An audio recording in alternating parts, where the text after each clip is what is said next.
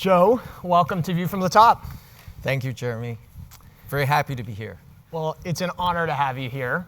And as I was preparing for this interview and trying to wrap my head around just how massive and global Alibaba has become, what really struck me is how you have navigated across cultures throughout your career. East and West, law and business, and sports and tech. So I actually want to start with your first cross-cultural major experience. You were born and raised in Taiwan, and you moved to the US at age 13 to attend the Lawrenceville School in New Jersey. What was that like for you? It was scary. First, before I went, I never went to 7th grade. I was in elementary school in Taiwan, and then my mother said, Joe, I'm going to send you to school overseas, but you have to learn how to speak English. And I didn't know how to speak English, so I went to an English cram school for 1 year and skipped 7th grade. So I went into Lawrenceville in the 8th grade. During that cram school year, I basically memorized vocabulary, but I couldn't put together a sentence in English, and that was sort of, so imagine you didn't really know the language, you don't know how to communicate, and then you're in a completely new cultural environment, just land, literally like fresh off the boat, right? Wow. And landing in this very unique environment, boarding school, it's an all-boys boarding school, so has its own sort of pitfalls. And you just have to fit in. I think I wanted to be one of the guys. I wanted to conform. I wanted to fit in. I looked different. I dressed different. I speak a different language.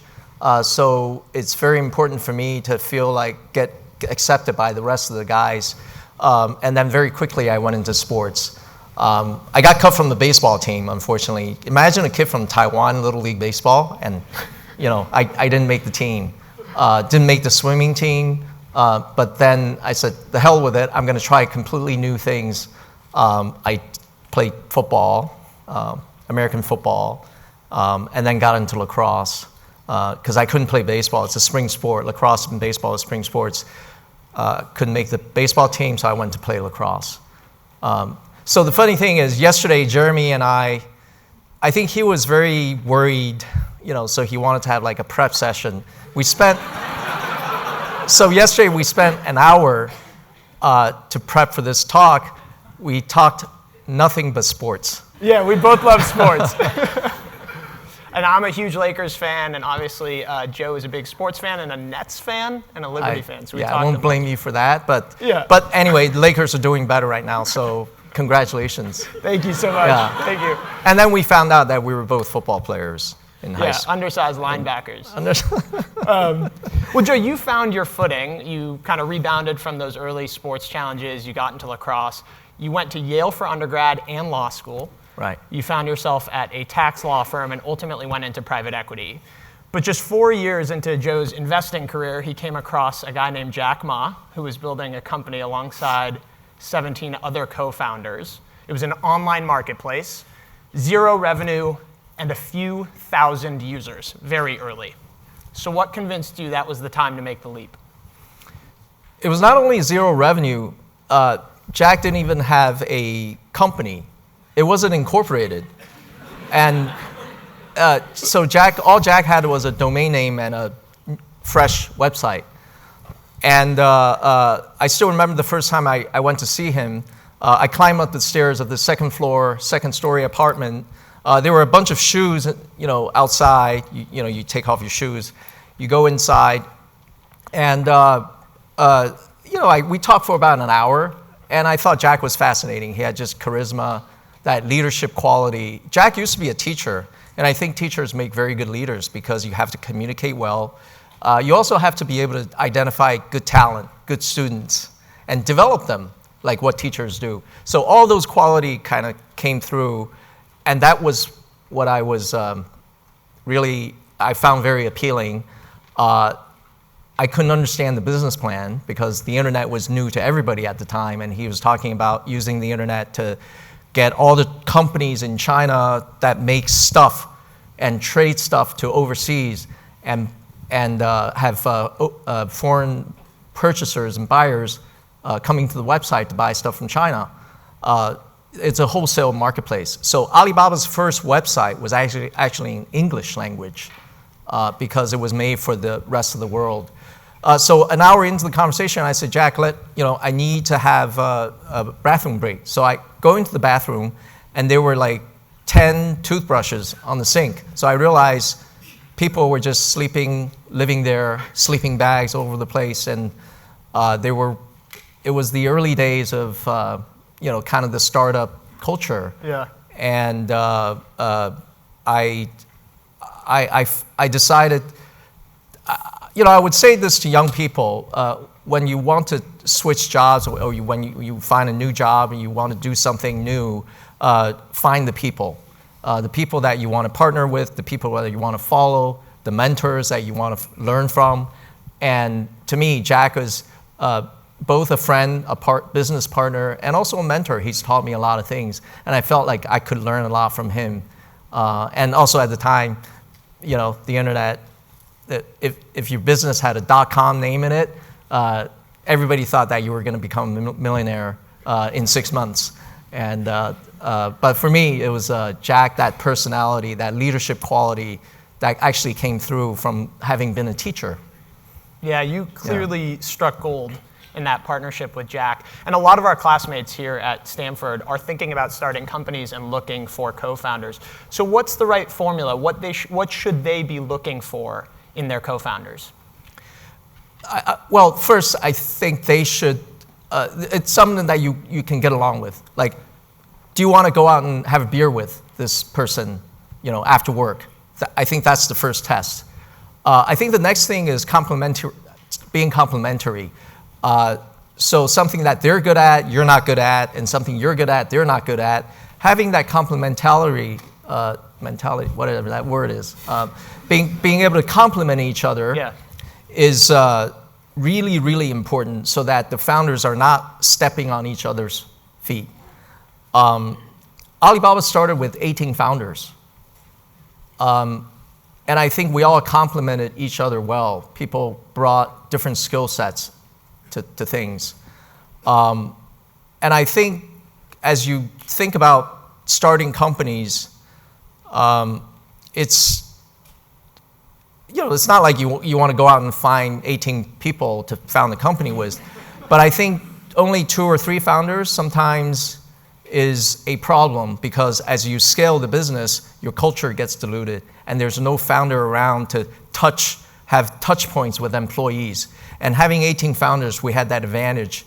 We were able to, each founder is able to touch more employees of the company. So I think that's important. And then just people that you feel you want to spend 24/7 with and have a good time, because as a startup, you're not going to go home very much. Or this work-life balance is not going to be something you should be focused on. Yeah, I guess I should ask, did you have a toothbrush in the apartment as well? Yeah, I brought my toothbrush afterwards. Oh, perfect. Yeah. So I want to touch on this point of having this many co-founders, 18 in total. It's very, very unique. And in joining them at Alibaba as CFO in 1999, you were really entering... By the way, I was not CFO, I was COO for 3 months, and then Jack fired me. Because he said, Joe, you have no clue how to do operations. So I was like, all right, fine, I'll be the CFO. Yeah. Well, yet again, you rebounded from baseball to lacrosse, COO to CFO. Now, that group of co-founders had some connectivity to each other already, and you were kind of the new person coming in. You're an American-educated lawyer and investor. You're from Taiwan. They were all Chinese mainlanders. How did you find a way to bridge that cultural boundary? I think the first thing is, I'm usually more of a listener, and I approach the work with humility. I'm there to learn. I didn't know anything about the internet. I had never worked with a company where it's majority mainland Chinese in China, because all my prior work experience had been either in the United States or in Hong Kong. So for me, it wasn't my place to come in and tell people what to do. So I listened a lot, and just try to, again, that Lawrenceville experience. Try to blend in. Try to be one of the crowd, one of the person in the community, and I think that's helped me a lot. I think you have to bring everything you do. You have to bring a sense of humility to the work, because there's going to be people, you're going to find your colleagues, your partners that are smarter than you are, that can teach you a lot, and you need to approach your work with that kind of mindset. Yeah, going in and being a listener and being a humble one at that clearly served you well. Now, over time, Jack really became this larger-than-life figure, the face of the Chinese tech industry, and you were there for the entire journey, but largely behind the scenes. Why is that? Because he's better at being in front on the stage. I think you're doing pretty great. He's a better speaker. He's a better inspirational leader, right? I think it's very, very important. I mean, I would like to think I've improved over the years in terms of communicating to people, but he's a natural. For him, just getting on stage, have all the employees in the same room, and just say, you know, here's our direction. This is why we're doing it, and he's very persuasive. So he's better at it.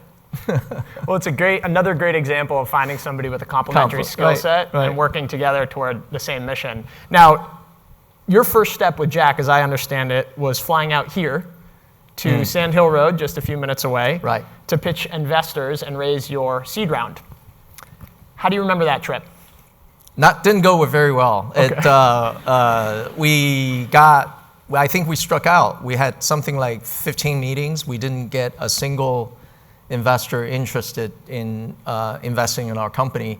And that's because I think at Stanford GSB, you're taught to show up with a PowerPoint or something, right? You have to show people something, a demo or something. We didn't have anything. We came empty-handed.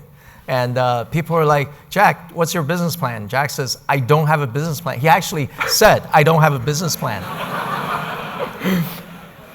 But the trends at the time in China was, I mean, in hindsight, you could have seen it. It was the intersection of internet technology and also China coming into the WTO, which meant trade between China and the rest of the world was going to explode. And today, you go to China. China is a manufacturing powerhouse. Everything is made in China. And they're getting better and better, higher and higher quality, higher and higher technology. But the seeds were sown back then. That was just on the cusp of entering into the WTO. And imagine getting all these manufacturers and trading companies bringing all their products online for the rest of the world to see. That was the business idea. But Jack didn't just talk about the business. He said, my mission is to make it easy to do business anywhere. That was our mission at the time. That's what we told investors. And today, that is still our mission. You can go on our website, Alibaba website, it says, 让天下没有难做的生意, to make it easy to do business anywhere. That's incredible. So a mission-first leader with no business plan.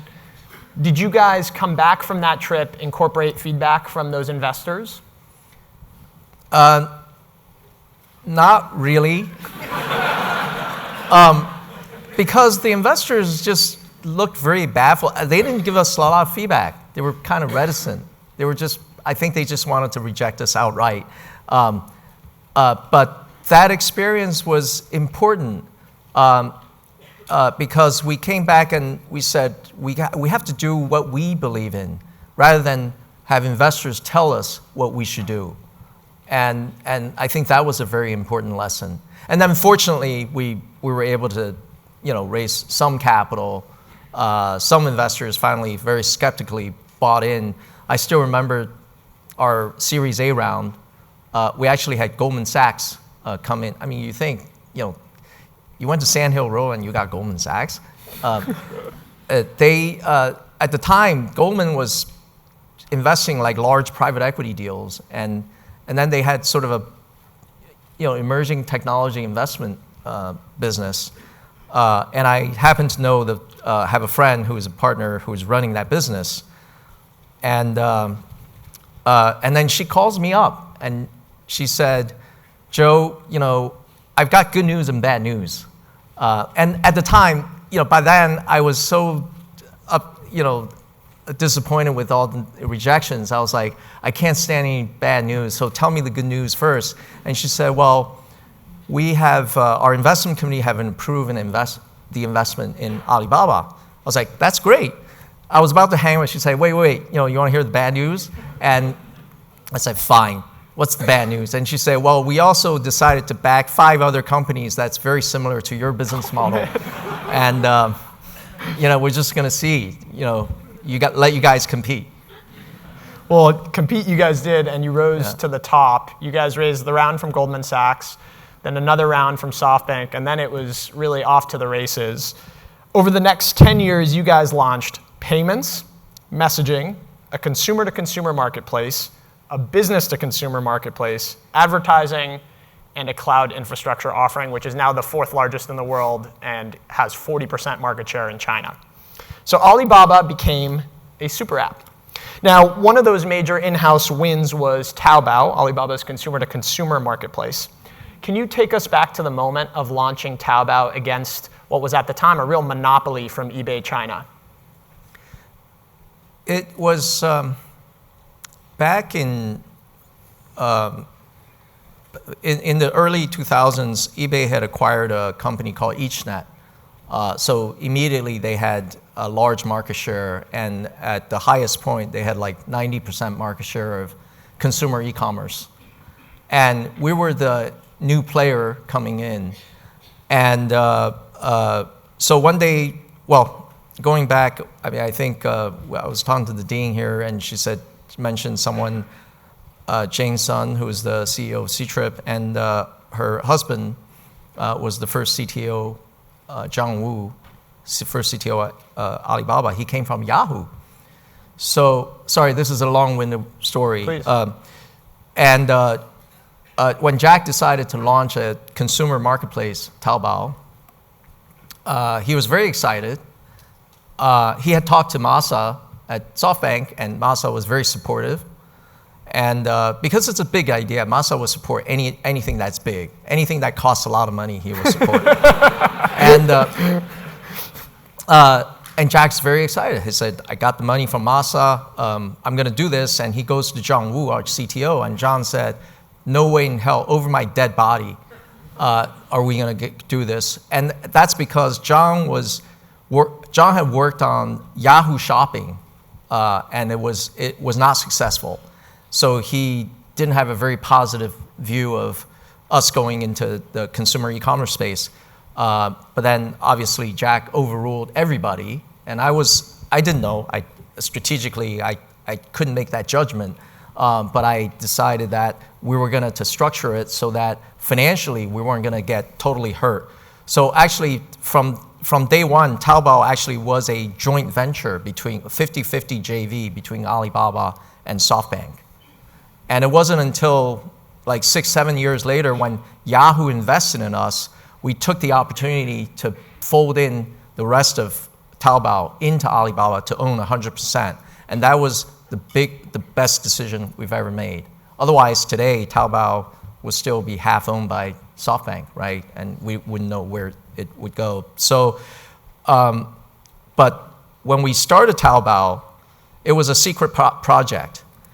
And if you guys know Alibaba a little bit, pretty much almost all the startup new businesses went through this apartment, the Jack original apartment, with the shoes and the toothbrushes. So we took away a team of 7 people into this apartment. They all had to sign NDAs. They couldn't tell their colleagues or spouses or anybody. So one day, the person that you're sitting next to the cubicle next door at the cubicle next door disappeared, and people were like, where did they go?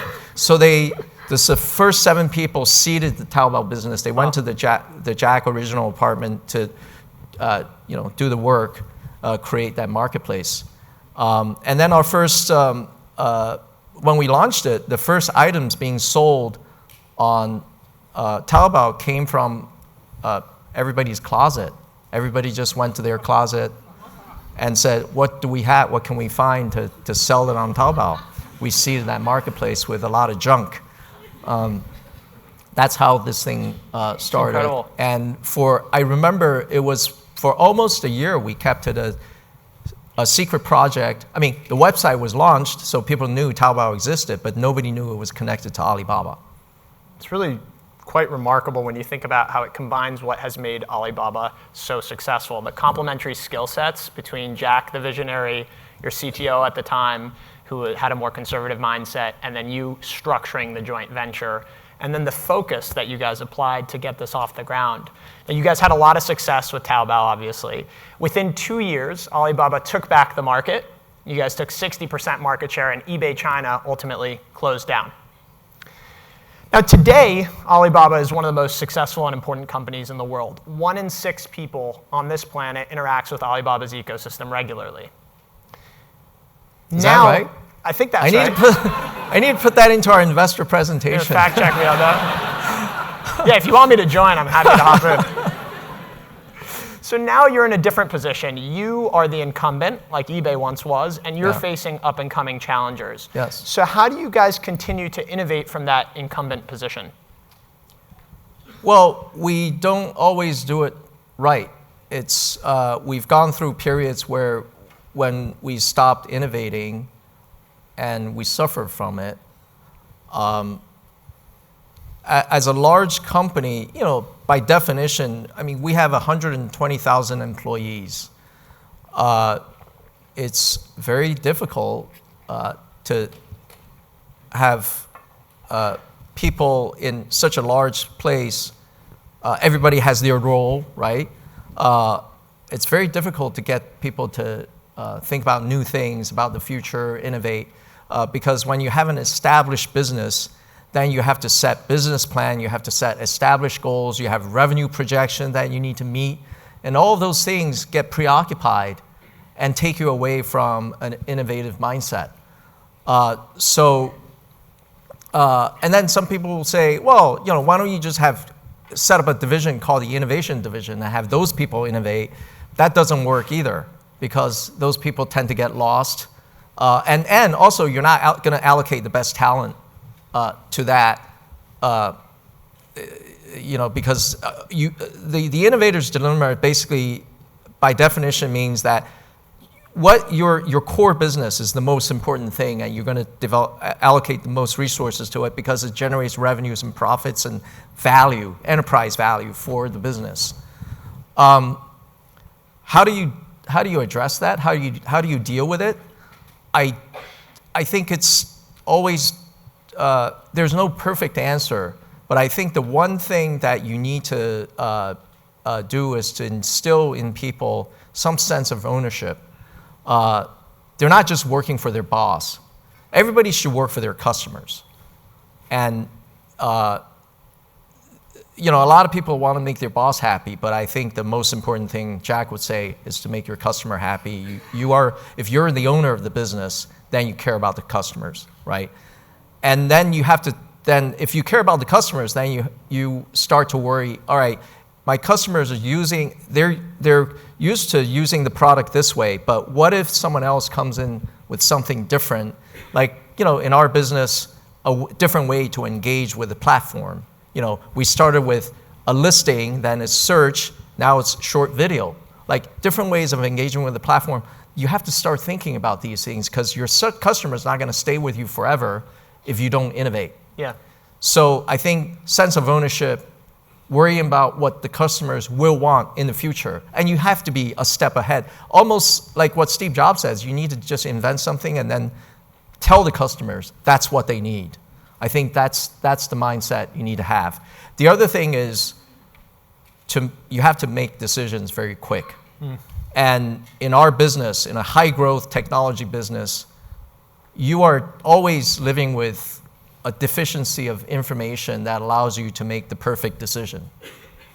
And so you have to be able to tolerate not having full information and then just making a decision and commit to it.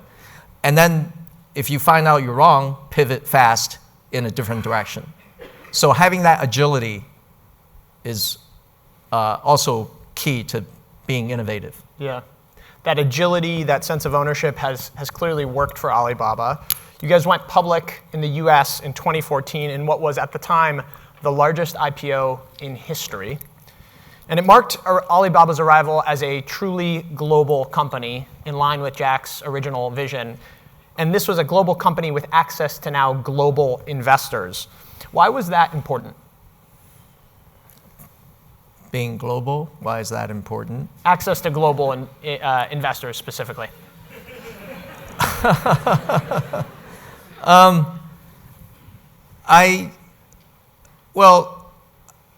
I think having investors in your company and being a public company, they're one of your constituencies. And, of course, I started this talk by saying, we do what we believe in, we don't listen to investors. But now, as a large company, we have very smart investors that give us feedback about the industry, about what our competitors are doing. Not just competitors in China, but competitors around the world, right? We're in a globally competitive industry, especially talking about AI, cloud. That's a global business. So you get a very good perspective from global investors. But of course, at the time when we decided, when Alibaba went IPO in 2014, we were going to go list in Hong Kong, but we ended up not doing that. We went to New York. There were a lot of considerations that went into it.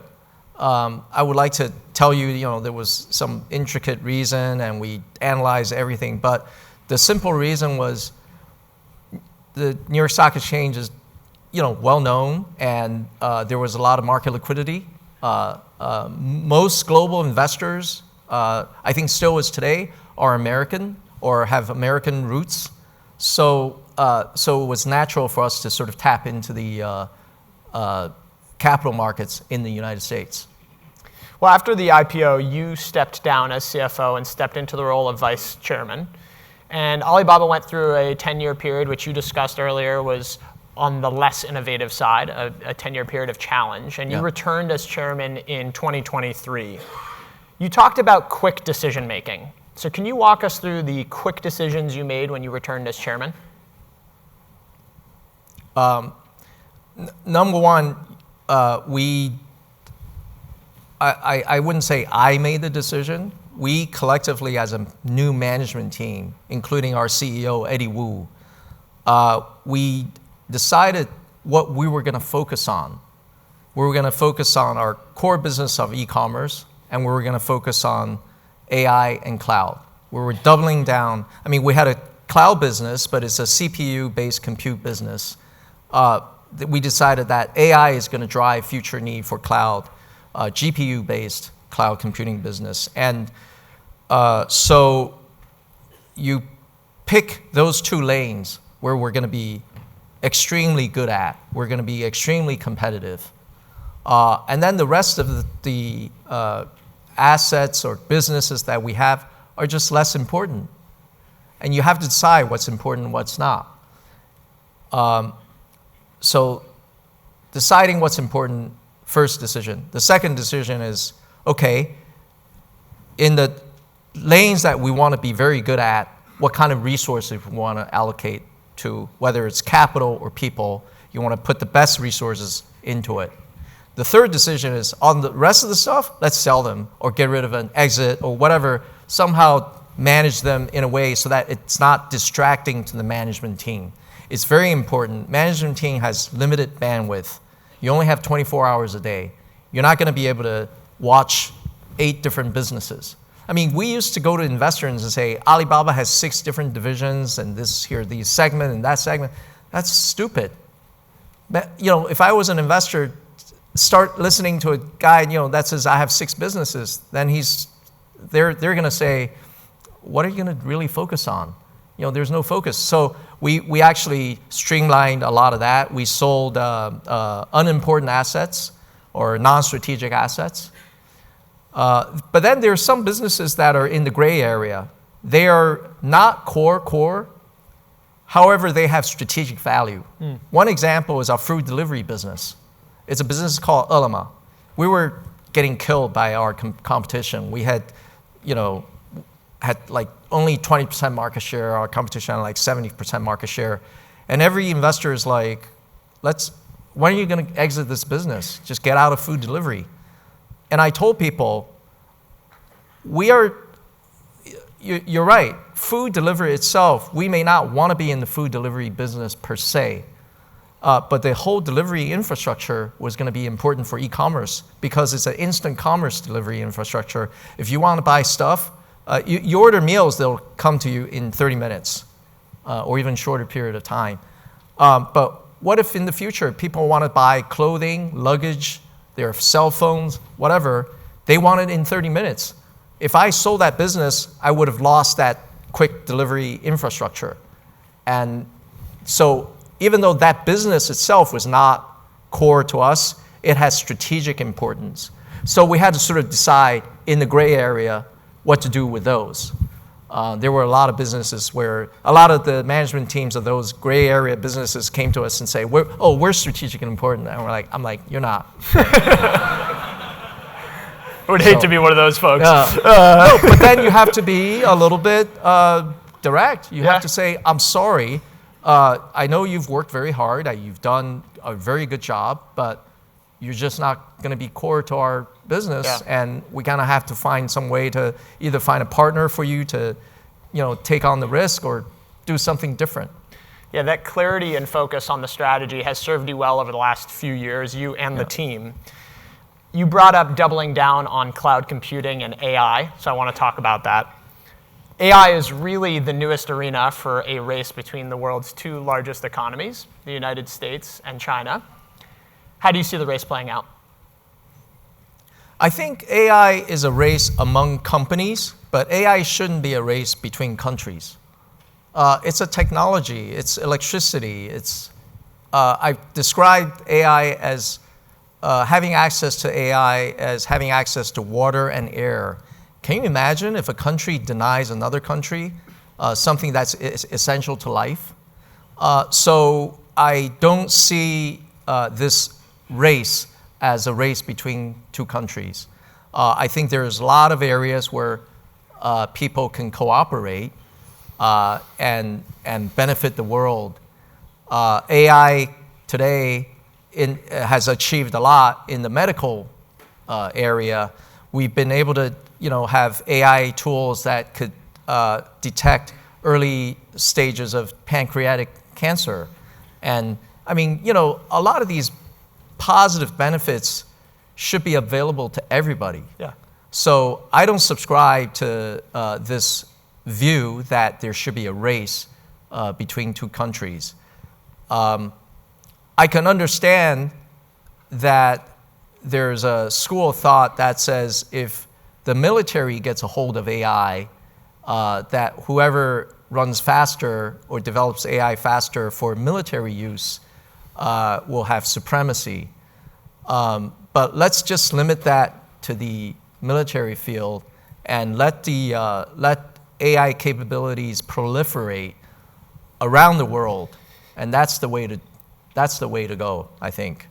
Yeah, I think most people today would agree that AI has this potential to be hugely transformative globally. Yeah. But yet there are 2 very different strategies between Chinese companies and American companies. Chinese companies have access to very low cost of energy. They're pursuing mass distribution, open source, like Alibaba is. And American companies have a hardware semiconductor advantage. So maybe we don't call it a race, but which approach do you think will win? We have to define what winning means. I think for me, winning means it gets proliferated. I hate the word diffusion. I wanted to say proliferation, but then people bring in kind of the analogy of nuclear weapons, whatever. So AI should be used by the most number of people.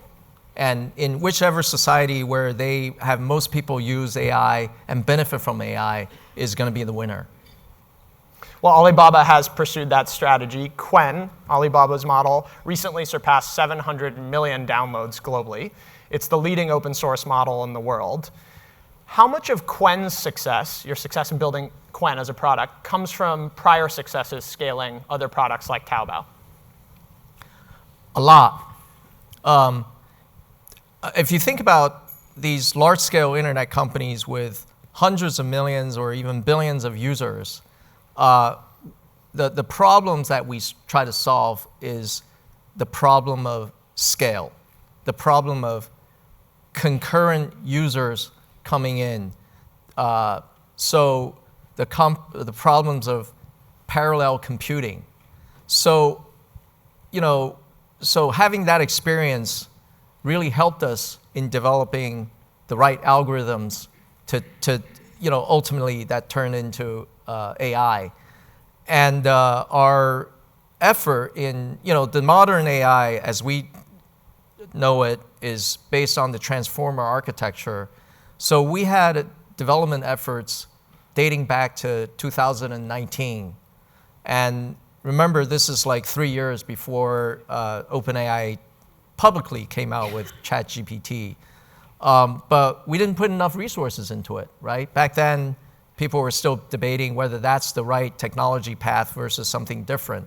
But once back, in 2022 when ChatGPT came out, I think everybody woke up and said, we need to double down, we need to put those investments in. But by then, we had already years of at least 3 years of development in transformers, but also large-scale computing. That's all, we had invested in our cloud infrastructure back 17 years ago when we decided that our e-commerce business was getting so large in terms of users and also the data that we have to manage. We have to develop proprietary software to manage computing clusters. And basically, my layman's way of thinking about it is your software enables clusters of 50,000 computers, 100,000 computers to work and think like one brain, even though they're located in different data centers, right? So that's the technology that we developed proprietary. That formed the basis of our cloud computing business today. So we went into cloud computing out of necessity, not because it was a hot thing.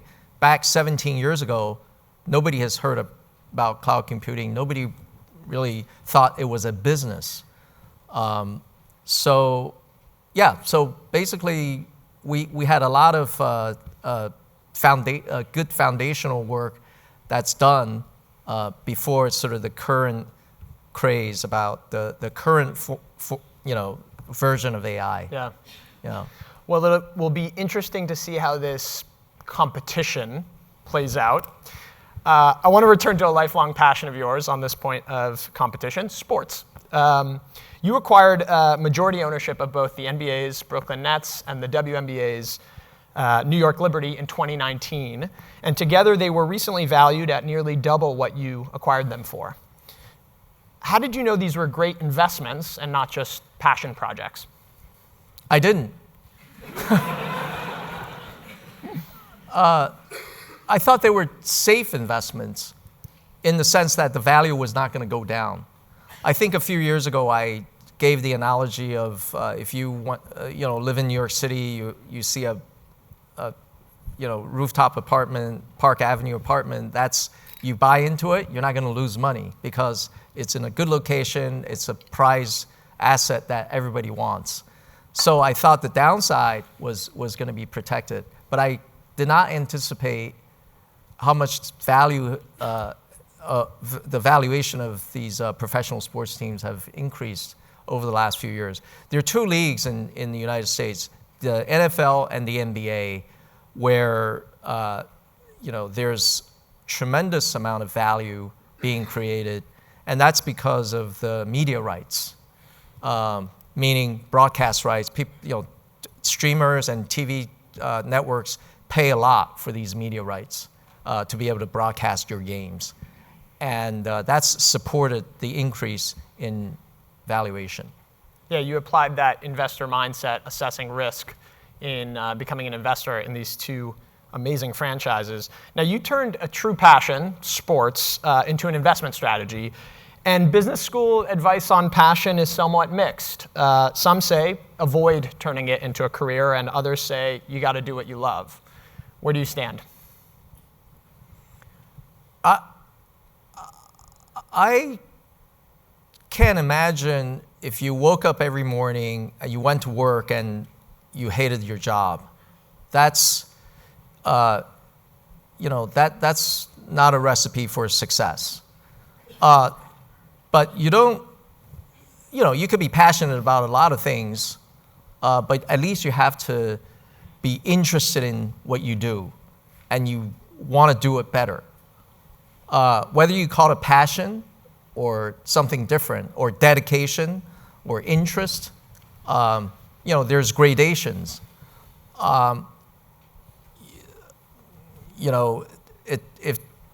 If one of you says, I'm passionate about cooking, and then you go out and try to open up a restaurant, that's great. But that's probably not why you went to Stanford Business School for. My advice is find the people first. Find the people that you want to spend time with. And then obviously the mission of the company and the stuff that you do is something that you have an inherent interest in. Whether you call that passion or not, you should be passionate about your colleagues, about your coworkers. That's what I call passion. Well, with that, Joe, I'd like to turn it over to a few of my classmates who have prepared questions for you. Great. Hi, Joe. Thank you so much for coming over and speaking with us today. My name is Catherine. I'm a current MBA 2 student. And before GSB, I actually spent 3 years working at JP Morgan Hong Kong as a coverage banker for Alibaba Group. So working across many business units and then ecosystem players such as Ali Cloud, Hema, Ali Picture, Ali Health, etc. What really amazed me is Alibaba's capability of pioneering very sophisticated business structuring and capital allocation.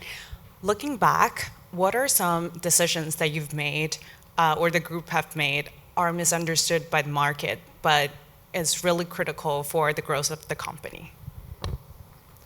Well, I would like to think we're very sophisticated in technology, in products. I think we do a pretty decent job in terms of managing the capital markets and I guess so-called financial engineering. I'm sorry, your question is, what is? Yeah, what are some decisions on business structuring and capital allocation that are potentially misunderstood by the market, yet to be very critical for Alibaba's growth today? Yeah. Yeah. Look, I think today everybody is worried about the amount of capital that's being allocated to AI, at the different layers, right? In our company, AI means a full stack of things. How much money we put into developing our LLM, how much CapEx we make into our cloud infrastructure. And also we have, in order to sort of test how good your AI is, you have a consumer application, right? So we now have the Qianwen app, which is our consumer application. So how much money do you allocate to marketing to promote the consumer application? So along the full stack, you have to allocate capital. And I think every company that's serious about AI is doing all these things. And perhaps that's the part that investors are trying to figure out, whether you're allocating correctly to different parts of the stack. I don't think I don't even have the right answer for you.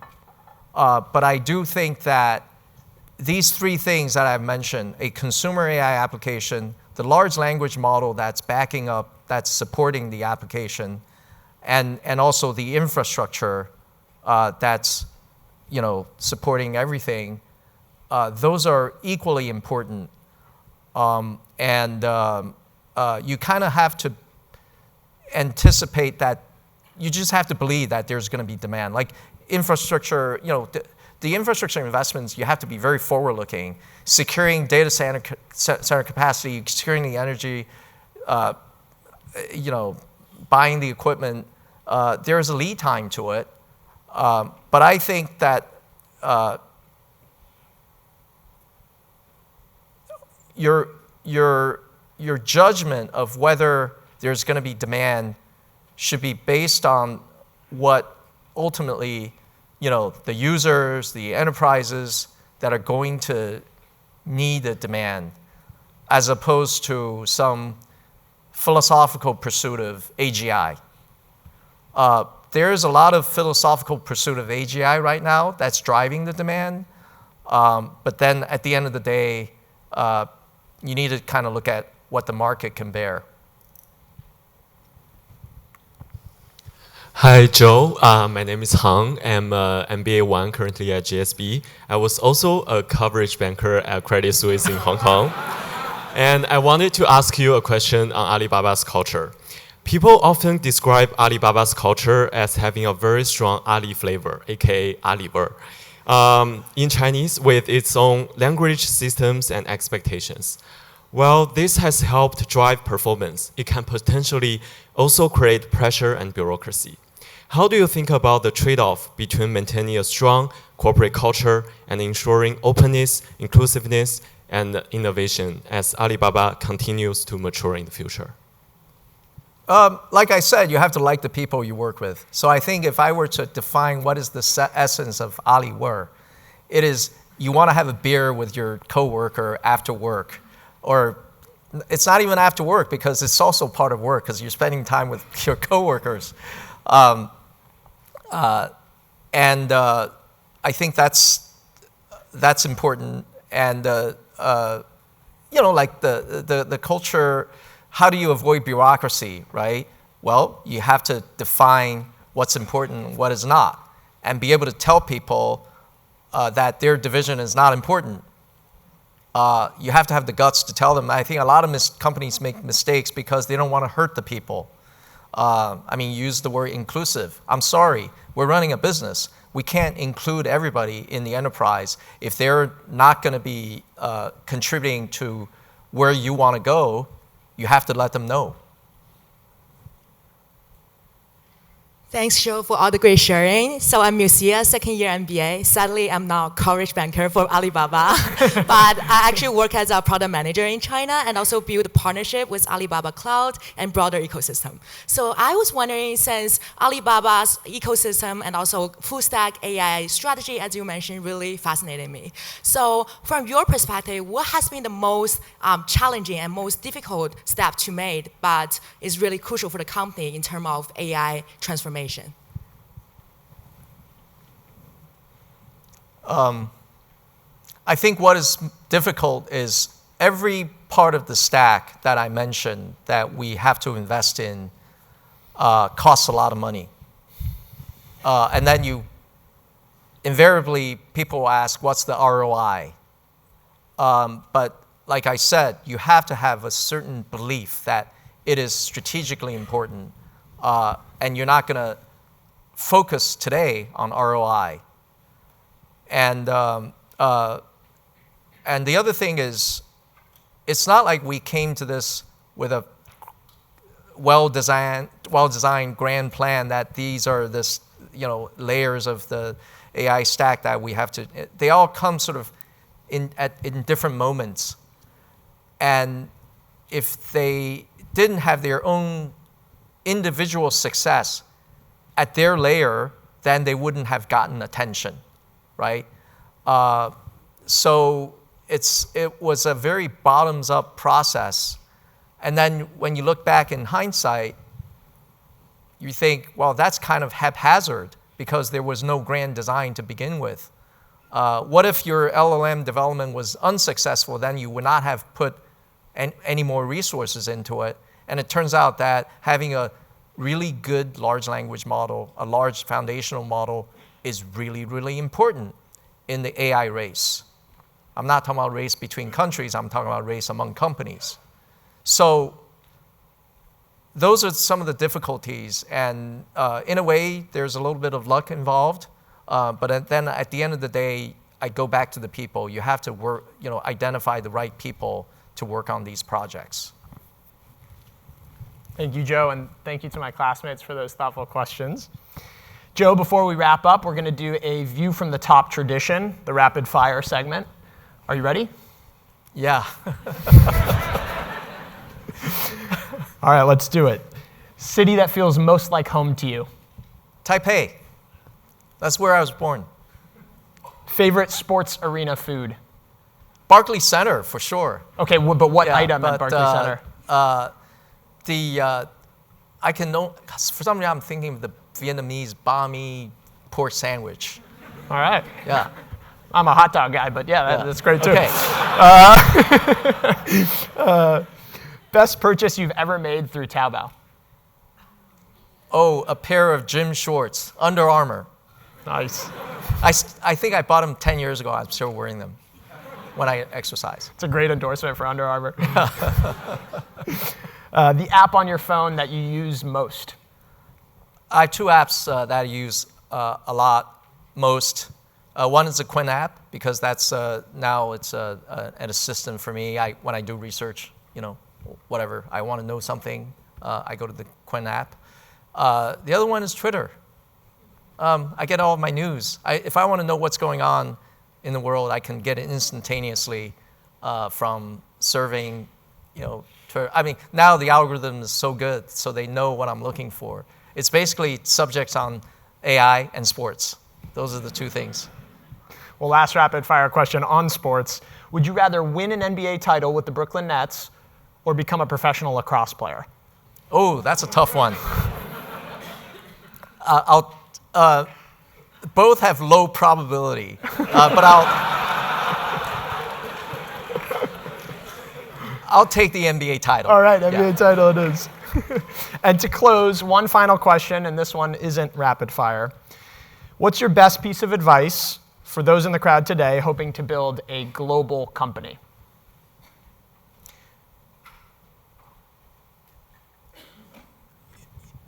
I don't think you should think about building a global company from day one, because you have to win local. If you have a grand plan, I mean, the world is a large place. To build a global company, you have to have a lot of infrastructure that starts with small pieces. So you have to have small wins. So think about small wins and win locally. Where you start, you have to win the market where you started, and then you can think about going overseas, going global. Because with those winning local battles, you're training your team, you're developing talent that enables you to be a global player. So you got to start somewhere.